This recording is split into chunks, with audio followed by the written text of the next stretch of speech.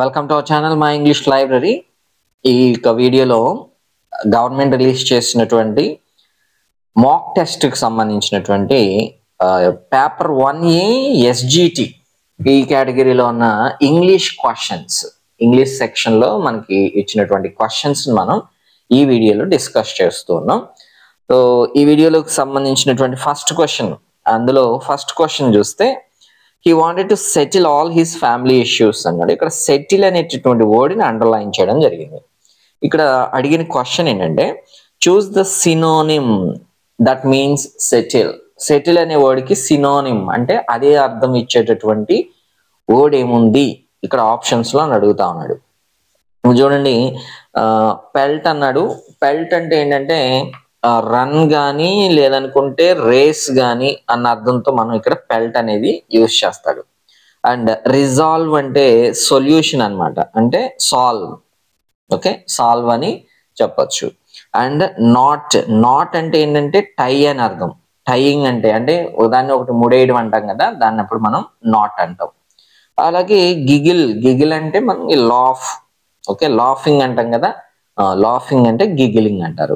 ఇప్పుడు మనకి settle the family issues. Issues అంటే ఏంటి? ప్రాబ్లమ్స్ అనుకోవచ్చు, ట్రబుల్స్ అనుకోవచ్చు. ట్రబుల్స్ని ఏం చేస్తాం? సాల్వ్ చేస్తాం. సో అంటే మనకి second one is the right one. Resolve is the right one అనమాట.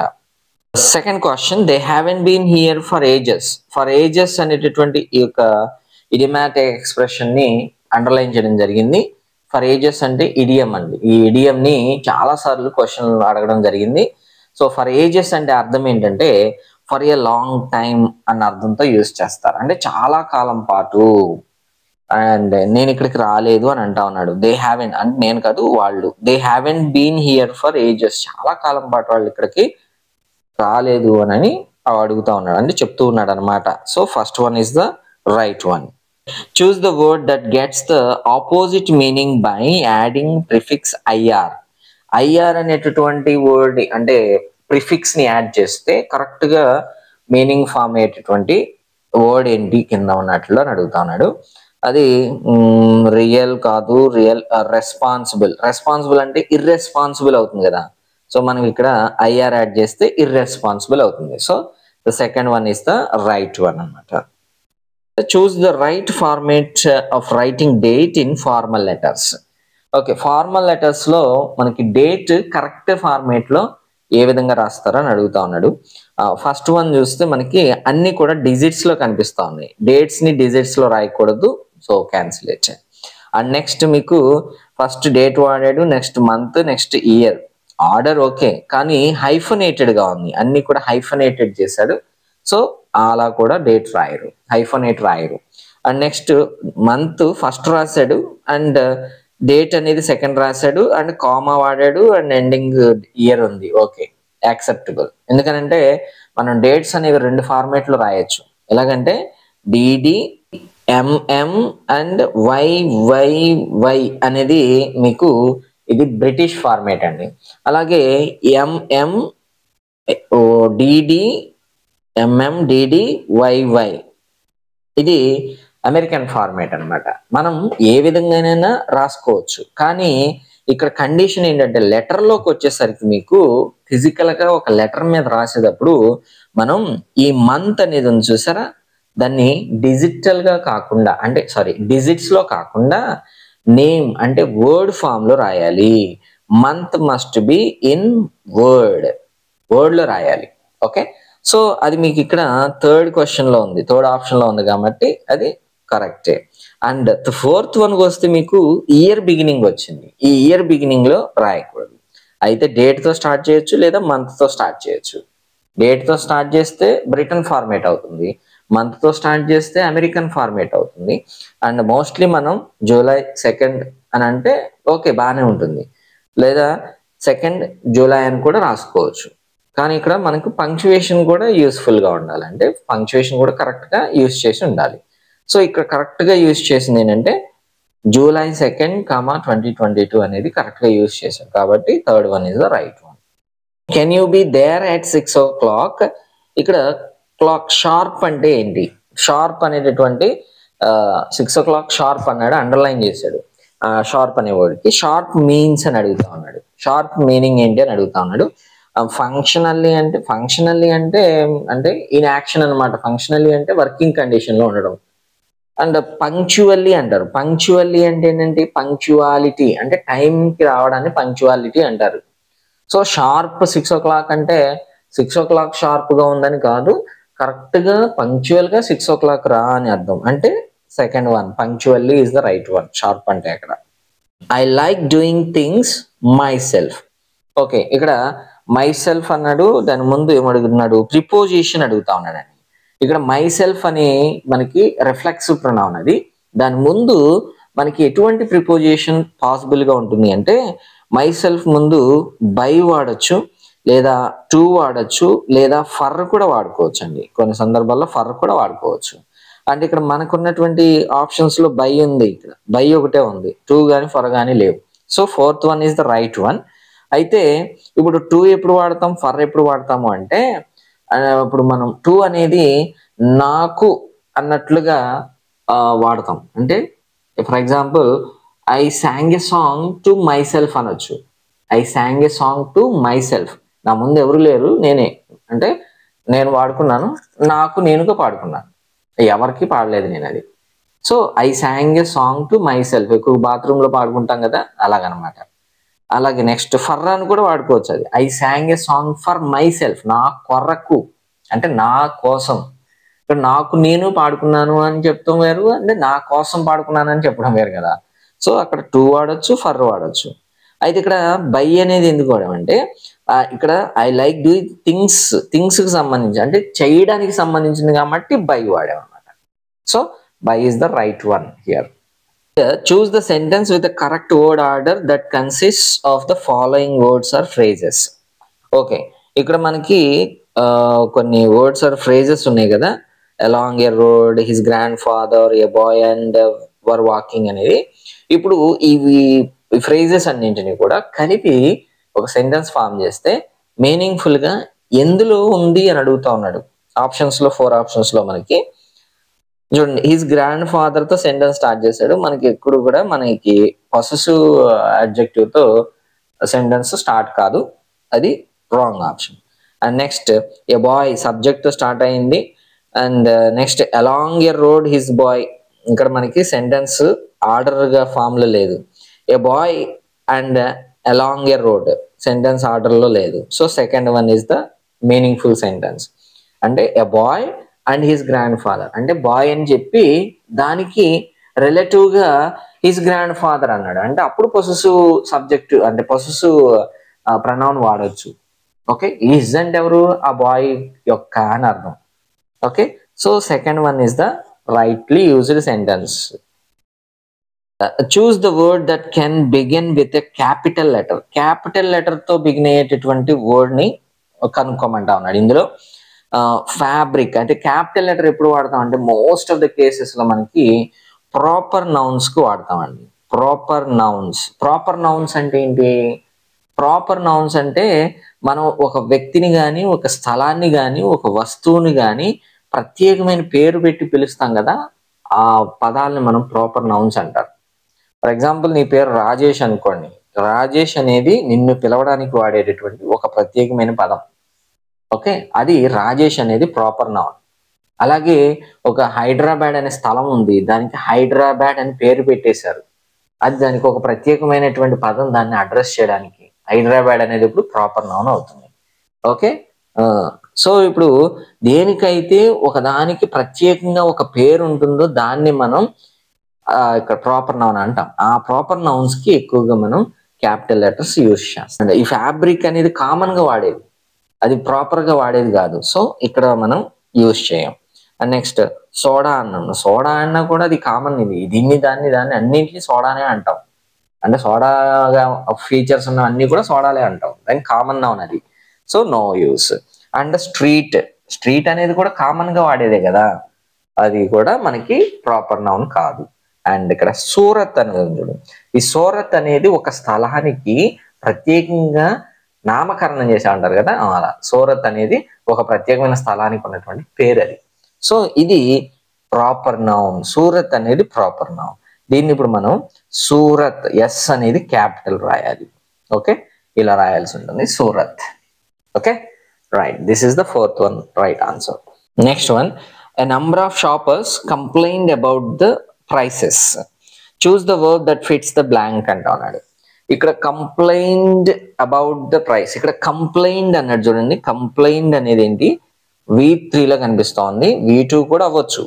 కానీ ఇక్కడ మనం చూస్తే ఫర్ ఎగ్జాంపుల్ హ్యావ్ అన్నాడు, హ్యావ్ ప్లస్ V3 పాసిబులే, so have can be. And next are చూద్దాం చూడండి. ఆర్ అన్నాడు అనుకోండి, ఆర్ అంటే మనకి ఇక్కడ అయితే ప్యాసివ్ వాయిస్ రావాలి. ఇక్కడ ప్యాసివ్ వాయిస్ అవసరం ఏముంది, ప్యాసివ్ వాయిస్ లేదు కదా, సో ఆర్కి అవసరం లేదు. అండ్ నెక్స్ట్ హ్యాజ్ అన్నాడు. హ్యాజ్ అంటే ఇక్కడ మనకి ఫస్ట్ సబ్జెక్ట్ సింగులర్ అయి ఉండాలి. ఏ నంబర్ ఆఫ్ షాపర్స్ అన్నాడు. షాపర్స్ అనేది మనకి ఇక్కడ ప్లూరల్ అవుతుంది, ప్లూరల్ కాబట్టి హ్యాజ్ రాదు. అండ్ నెక్స్ట్ ఈజ్ అన్నాడు. ఈజ్ కూడా ఆర్ లాంటిదే, అయితే ప్యాసివ్ లో వాడచ్చు, లేదనుకుంటే కంటిన్యూస్ టెన్స్ లో వాడచ్చు. ఇప్పుడు ఆర్ అనేది ఎందుకు వాడలేదు, కంటిన్యూస్ టెన్స్ కాదు ఇది, అండ్ నెక్స్ట్ ప్యాసివ్ వాయిస్ కాదు, అండ్ కాబట్టి ఈజ్ కూడా వాడలేము. అంటే have is the right one. Okay, all the a number of shoppers have complained about prices అనేది suitable sentence. Have is the right one. A sentence which consists of two or more main clauses combined with the coordinate conjunctions is called. Okay, ఇక్కడ simple, compound, complex sentences గురించి చెప్తా ఉన్నాడండి. ఇప్పుడు చూస్తే మనకి చెప్పిన conditions ఏంటి, a sentence which consist of two or more main clauses, important, two or more main clauses combined with the coordinate conjunctions. ఈ రెండు క్లూ పాయింట్స్ కూడా మనకి కాంపౌండ్ సెంటెన్స్ ని సూచిస్తా ఉన్నాయండి. కాంపౌండ్ సెంటెన్స్ ఉండాల్సిన ఫీచర్స్ ఇవి.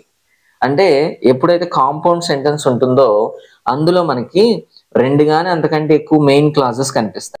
ఇక్కడ మెయిన్ క్లాజ్ అంటే ఏంటి, ఇండిపెండెంట్ క్లాజెస్. ఇండిపెండెంట్ క్లాజెస్ ని మనం మెయిన్ క్లాజెస్ అంటాం. ఇండిపెండెంట్ అంటే ఏంటి, స్వతంత్రంగా మీనింగ్ ఇచ్చే వాటిని ఇండిపెండెంట్ అంటారు. అట్లాంటివి మనకు రెండు గానీ అంతకన్నా ఎక్కువ ఉన్నవి. అండ్ అదే విధంగా ఆ రెండు ఉన్నాయంటే మరి వాటిని కంబైన్ చేయాలి కదా, జాయిన్ చేయాలి కదా, వాటికి కోఆర్డినేట్ కంజంక్షన్స్ కనుక యూజ్ చేస్తే అప్పుడు మనం అది కాంపౌండ్ సెంటెన్స్ అని అంటాం. ఓకే, అలా కాకుండా మనకి ఒకే ఒక main class, okay, one independent class అంటే ఒకే ఒక మెయిన్ క్లాస్ ఉంటే దాన్ని సింపుల్ సెంటెన్స్ అని అంటారు. ఓకేనా, అలా కాకుండా కాంప్లెక్స్ సెంటెన్స్ అనుకోండి, అండ్ ఇప్పుడు అది combination of one independent clause with subordinate clause అయితే కాంప్లెక్స్ సెంటెన్స్ అవుతుంది. మీరు కనుక సింపుల్ గా చూడాలి అంటే ఫర్ ఎగ్జాంపుల్ సింపుల్ సెంటెన్స్ చూస్తే ద డాగ్ బార్క్డ్ అన్నాడు అనుకోండి, ద డాగ్ బార్క్డ్ అన్నాడు అంటే అది ఒక సింపుల్ సెంటెన్స్, ఇక్కడ మెయిన్ క్లాజ్ మాత్రమే ఉంది. అండ్ నెక్స్ట్ అది ఇప్పుడు మనం కాంపౌండ్ సెంటెన్స్ లోకి మార్చాలనుకోండి, అది దీన్ని కాంపౌండ్ సెంటెన్స్ లోకి మార్చాలి అంటే రెండు గానీ అంతకంటే ఎక్కువ మెయిన్ క్లాసెస్ కావాల్సి ఉంటాయి. దానికి మనం కోఆర్డినేట్ కంజంక్షన్స్ ని యూజ్ చేయాల్సి ఉంటుంది. ఎలాగంటే బట్ కానీ, ఆర్ కానీ, అండ్ కానీ ఇలాంటి కంజంక్షన్స్ ని యూజ్ చేయాల్సి ఉంటుంది. ఓకే, సో ఇప్పుడు దాన్ని వాడి ఎలా రాయొచ్చు అంటే the dog barked and the cat ran away అని రాసాం అనుకోండి. The dog barked and the cat ran away అన్నాం అనుకోండి. ఇప్పుడు ద డాగ్ బార్క్డ్ అనేది ఒక main clause, the cat ran away అనేది ఇంకొక మెయిన్ క్లాస్. అంటే రెండు ఇండిపెండెంట్ క్లాసెస్ అనేవి అక్కడ ఉన్నాయి. ఈ రెండింటిని కలిపింది ఏంటి, అండ్ అనేది కోఆర్డినేటింగ్ కంజంక్షన్. ఇది కాంపౌండ్ సెంటెన్స్ అవుతుంది. మరి దీన్ని కాంప్లెక్స్ లోకి రాసామనుకోండి, అది ఎలా రాయొచ్చు అప్పుడు the cat ran away because the dog barked. అంటే కాజెస్ ని తెలియజేస్తాం అన్నమాట. ఇక్కడ కాజెస్ ని తెలియజేసే విధంగా యూజ్ చేస్తాడు. అప్పుడు దాన్ని మనం అంటే ఇక్కడ సిన్స్ కానీ, ఆల్దో కానీ, యాజ్ కానీ, బికాజ్ కానీ, సో ఇలాంటి కంజంక్షన్స్ ని యూజ్ చేస్తారనమాట. అలాంటి వాటిని మనం ఇక్కడ కాంప్లెక్స్ సెంటెన్స్. ఇప్పుడు dog barked and cat ran away ఈ రెండు వేరు కదా, కానీ దాన్ని కాంప్లెక్స్ లో రాసినప్పుడు ఏం చేసాం, డాగ్ మురిగింది కాబట్టి పిల్లి పారిపోయింది అని చెప్తా ఉన్నాం. అంటే అక్కడ రీజన్ ఎక్స్ప్రెస్ చేసే విధంగా కాంప్లెక్స్ సెంటెన్స్ వస్తుంది అనమాట అక్కడ. ఓకే, రీజన్ ఎక్స్ప్రెస్ చేసే విధంగా ఉంటే అక్కడ కాంప్లెక్స్ సెంటెన్స్ అయింది. ఓకేనా? సో ఈ విధంగా మీరు కాంప్లెక్స్, సింపుల్, కాంపౌండ్ సెంటెన్సెస్ ని గుర్తుపెట్టుకోవచ్చు. నా మనకి ఇప్పుడు ఉన్నది ఏంటి? కాంపౌండ్ సెంటెన్స్ అనమాట. All right, you are unique painter అన్నాడు. ఇక్కడ correct article that fits the blank. ఇప్పుడు ఇక్కడ కరెక్ట్ ఆర్టికల్ని యూజ్ చేయాలి అంటే, ఫర్ ఎగ్జాంపుల్ మనకి ఎక్కడైతే ఆర్టికల్ యూజ్ చేయమన్నాడో దాని తర్వాత వచ్చేటటువంటి వర్డ్ని చూస్తే ఇక్కడ యునిక్ పెయింటర్ అన్నాడు. ఈ యునిక్ లో యు అనేది ఎలా ప్రొనౌన్స్ అవుతుంది? మనకి యాక్చువల్గా అయితే ఏఈఐఓయూస్ వస్తే యాన్ వాడాలి అని చెప్తారు, కానీ ఇక్కడ యునిక్ అనేది ఎలా ప్రొనౌన్స్ అవుతుంది అంటే యు, యునిక్ ఇలా ప్రొనౌన్స్ చేస్తాం. అంటే ఇప్పుడు యు అనేది కాన్సోనెంటా ఓవెలా? ఖచ్చితంగా ఇది కాన్సోనెంటే. అది యు అనే సౌండ్ కాన్సోనెంట్. మీకు అలా అర్థం కాలేదంటే తెలుగు అక్షరాలతో పోల్చుకోండి. యు అనేది ఎక్కడ వస్తుంది? హల్లుల్లో వస్తుంది, అచ్చుల్లో రాదు. హల్లులు అనేవి మనకి కాన్సోనెంట్స్ కదా, కాబట్టి మనం ఇక్కడ ఏ వాడాలన్నమాట. Okay, so a is the right one. You are a unique painter. Choose the suffix that suits to get the noun form of the word correct. ఈ కరెక్ట్ అనేటటువంటి వర్డ్కి నౌన్ ఫామ్ లా మార్చాలి అంటే ఇప్పుడు మనం ఎలాంటి సఫిక్స్ ని use చేయాలి అంటే, సఫిక్స్ అంటే ఏంటండి? వర్డ్కి తర్వాత యాడ్ అయ్యేవి. మీకు ఇలా వర్డ్ ఫార్మేషన్స్ గురించి మీకు తెలియలేదు అంటే మీ వర్డ్ ఫార్మేషన్ మీద మనకి వీడియోస్ ఉన్నాయి అవైలబుల్గా మన ఛానల్లోనే, ఒకసారి చూడడానికి ట్రై చేయండి. కరెక్ట్ అంటే కరెక్ట్ తర్వాత మనకి ఒక సఫిక్స్ని యాడ్ చేయాలి. ఏది యాడ్ చేస్తే నౌన్ ఫామ్ అవుతుంది అని అడుగుతా ఉన్నాడు. ఇప్పుడు కరెక్ట్కి ఐఓఎన్ యాడ్ చేసాం అనుకోండి, ఏమవుతుంది? కరెక్షన్ అవుతుంది. అంటే కరెక్షన్ అనేది నౌనే కదా, so ION is the right one. The judge said you must not underline చేశాడు, have any further contact with any criminals. If you do, I will have to revoke your parole. Okay. ఇప్పుడు in the above sentence, must not is used to express. ఇక్కడ పైన use చేసినటువంటి must not అనేది ఏమి express చేస్తుంది అని అడుగుతా ఉన్నాడు. చూడండి, ఎబిలిటీ అంటే ఏంటి? సామర్థ్యం. ఇక్కడ సామర్థ్యాన్ని ఎక్స్ప్రెస్ చేసేది ఏముంటుంది? సామర్థ్యం గురించి చెప్పట్లేదు అక్కడ, ప్రొహిబిషన్, నిషేధం గురించి చెప్తూ ఉన్నాడు. అంటే చెయ్యకూడదు. మస్ట్ అనేది ప్రొహిబిషన్ గురించి అండ్ ఆబ్లిగేషన్స్ గురించి యూజ్ చేస్తాం. ఇక్కడ మస్ట్ నాట్ అని అన్నాడు అంటే చెయ్యకూడదు అన్నట్లుగా చెప్పేది ప్రొహిబిషన్ అన్నమాట. So the second one is the right one. Ramya said uncle what are you doing. Okay, ఇక్కడ రమ్య సెడ్ అనేది ఇక్కడ పాస్ట్ టెన్స్ లో ఉందండి.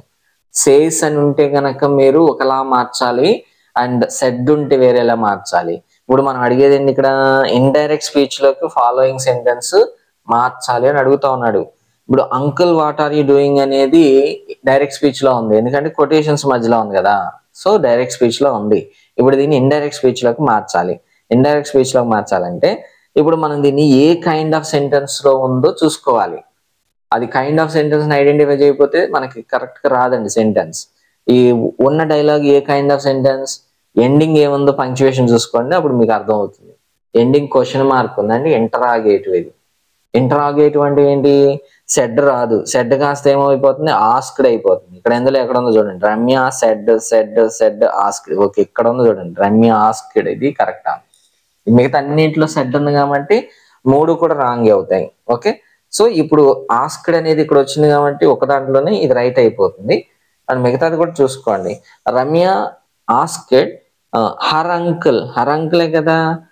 వాట్ ఆర్ యూ డూయింగ్ అంటే Ramya asked her uncle what he was doing. What are you doing అనేది present continuous, and what he was doing అనేది past continuous. Present continuous కాస్త past continuous అవ్వాలి కదా, అందుకనే ఆర్ యూ డూయింగ్ కాస్త ఈ was doing అయింది అనమాట, టెన్స్ మార్క్ తో. So the fourth one is the right one.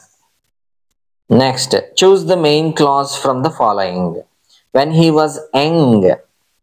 Okay, main clause అంటా ఉన్నాడు. మెయిన్ క్లాజ్ అంటే ఏంటంటే ముందే చెప్పుకున్నాం డీటెయిల్ గా.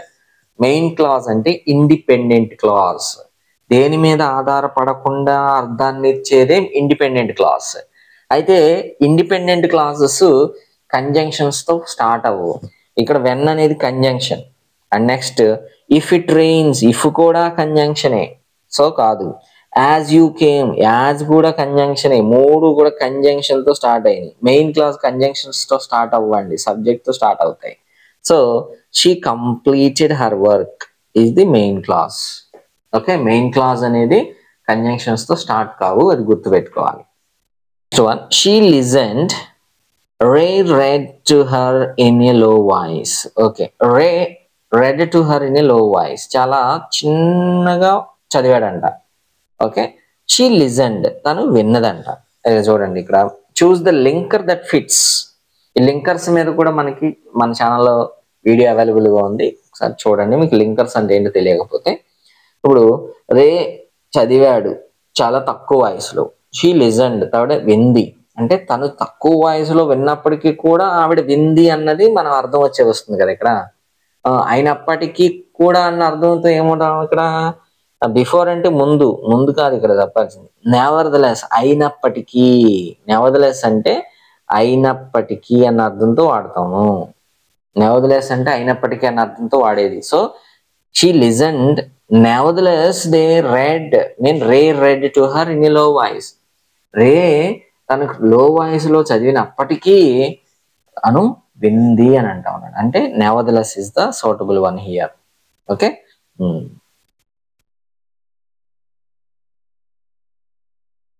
Next choose the word with correct spelling.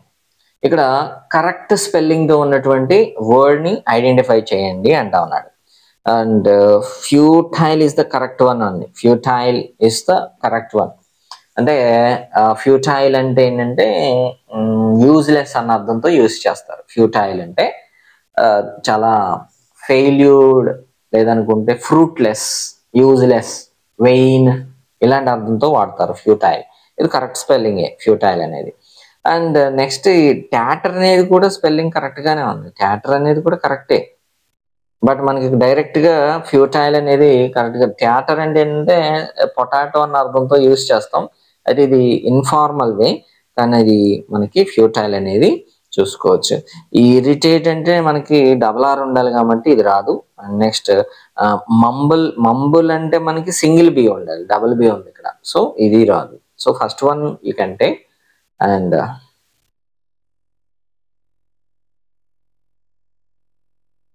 choose the sentence that describes two completed actions.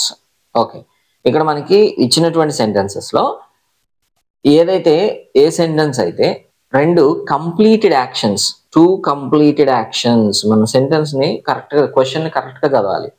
Two completed actions ఉన్న sentence ఏంటి అని అడుగుతా ఉన్నాడు. I wanted to go there, I wanted to go there, ఒకటే కదా యాక్షన్, మనకి ఒకటే యాక్షన్ ఉంది అక్కడ, రెండు లేవు. She noticed the locked door. ఇక్కడ షీ నోటీస్డ్ అనేది ఒక యాక్షన్, యాక్షన్ ఉంది, బట్ లాక్డ్ డోర్ అనేది యాక్షన్ కాదు, అది స్టేటస్ గురించి చెప్పేది. డోర్ వాజ్ లాక్డ్ అంటే ఒక స్టేటస్ ఆఫ్ ద డోర్ గురించి చెప్తా ఉంది. అండ్ ఒక యాక్షన్ ఉంది, ఇది కాదు. And next the doctor had left before the patient arrived. Okay, the doctor had left before the patient, doctor had left, patient arrived. So రెండు యాక్షన్స్ ఉన్నాయి, రెండు కూడా కంప్లీట్ అయిపోయినాయి. సో ఇది అనక answer. And he bought a used car. ఈ bat, ఇక్కడ bat అనేది ఒకటే యాక్షన్ ఉంది, సో ఇది కూడా కాదు. So third one is the right one.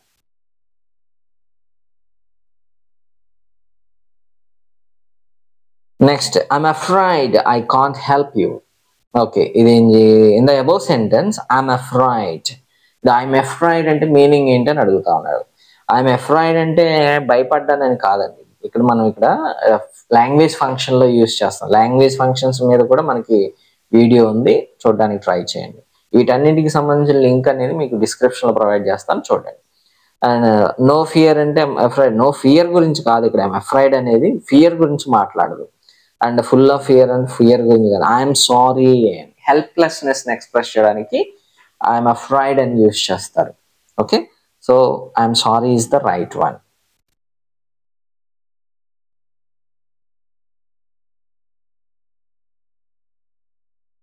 Next, in a dictionary, the following gives you the information of pronunciation. Okay, డిక్షనరీలో మనకి ప్రొనౌన్సియేషన్ గురించి చెప్పేది ఏంటని అడుగుతా ఉన్నాడు. డెఫినేషన్ అంటే వివరణ చెప్పేది, డెఫినేషన్ అంటే వివరణ చెప్పేది, ప్రొనౌన్సియేషన్ గురించి కాదు. స్పెల్లింగ్ అంటే స్పెల్లింగ్ గురించి చెప్తుంది, స్పెల్లింగ్ తెలుస్తుంది, కానీ మనకు అది కాదు. అండ్ ఎటిమాలజీ అంటే మనకి హిస్టరీ గురించి చెప్తుంది, అంటే ఇది ఎప్పుడు పుట్టింది, ఆ వర్డ్ ఎక్కడి నుంచి వచ్చింది, ఏ ఏ ఏ అంటే బేస్ ఎక్కడుంది అనేది మనకి ఎటమాలజీ అనేది చెప్తుంది. స్టడీ ఆఫ్ ఆరిజిన్ అన్నమాట, స్టడీ ఆఫ్ వర్డ్స్ ఆరిజిన్ మనం ఇక్కడ ఎటమాలజీ అని చెప్పొచ్చు. అండ్ ఫనెటిక్స్ ట్రాన్స్క్రిప్షన్, మీకు డిక్షనరీ కనుక రిఫర్ చేస్తే అడ్వాన్స్డ్ లెవెల్ డిక్షనరీస్ మీకు ఆ వర్డ్ పక్కనే మీకు ఇక్కడ ఇలాంటి స్లాషెస్ మధ్యలో ఒక స్క్రిప్ట్ అనేది ఉంటుంది, దాన్ని మనం ఇక్కడ ఫనెటిక్స్ ట్రాన్స్క్రిప్షన్ అంటారు. మీరు కనుక డిక్షనరీలో గమనిస్తే తెలుస్తుంది. ఓకేనా? సో ఫనెటిక్స్ ట్రాన్స్క్రిప్షన్ మనకి ప్రొనౌన్సియేషన్ గురించి చెప్పేది.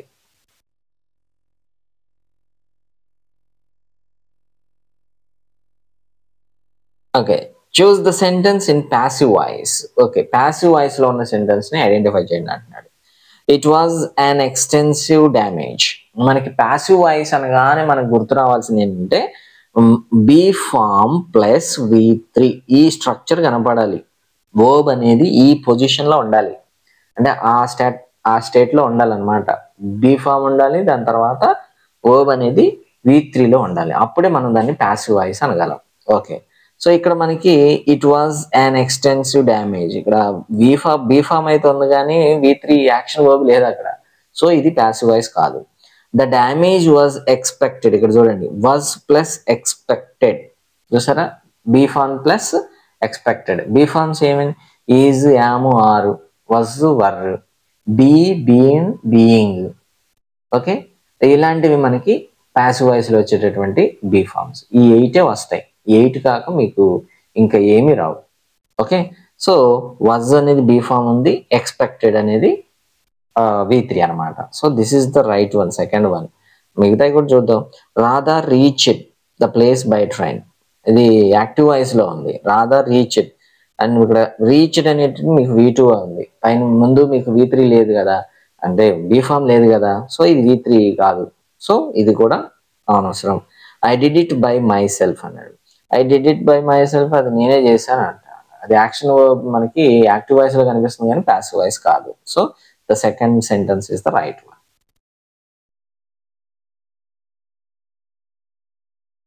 Next, choose the suitable phrasal verb to fill in the blanks. Students should the text carefully. Okay, ఇప్పుడు స్టూడెంట్ షుడ్ గో రౌండ్ లేదనుకుంటే గో అక్రాస్, గో త్రూ లేదా గో టు, ఏది వాడాలి అని అడుగుతా ఉన్నాడు. మనకి గో రౌండ్ అంటే ఏంటి? గో రౌండ్ అంటే విజిట్ అని, గో రౌండ్ అంటే మనకి రౌండ్స్కి వెళ్ళడం అంటారు కదా, సో అది మనకి గో రౌండ్ అనేది ఇక్కడ సంబంధం లేదు అనమాట. గో అక్రాస్ అంటే ఏంటి? గో అక్రాస్ అంటే move one point to another point, అంటే క్రాసింగ్ రోడ్ అంటారు కదా, he went across the road అంటారు, అంటే రోడ్డుకి అడ్డంగా వెళ్ళాడు అని. అండ్ అక్కడ గో అక్రాస్ అనేది moving one point to another point, this end to that end. ఓకేనా? అండ్ అది కూడా మనకి ఇక్కడ దీని గురించి కాదు. Student should text careful, text గురించి చెప్తున్నాడు. టెక్స్ట్ అంటే ఏంటి? ఒక రాసి ఉన్నటువంటి ఒక లిపి లాంటిది అనమాట, ఒక ప్రింటెడ్ ఫామ్. దాన్ని మనం ఇక్కడ ఫిజికల్ గా తీసుకోకూడదు. అండ్ గో త్రూ అంటే ఏంటంటే ఎగ్జామైన్ అని అర్థం, అంటే students should ఎగ్జామైన్ the text. So go through is the suitable one. These are the given questions in paper 1A SGT section released by AP government in mock test. ఇంకా మీకు మిగతా mock test papers కూడా అన్ని mock test కి సంబంధించి ఇప్పటి వరకు 13 mock test papers release చేశారు, అన్నిటిలో కూడా మనం ఆన్సర్ చేయడానికి ట్రై చేద్దాం. Okay, that's all for today. Thank you very much. See you soon with another video.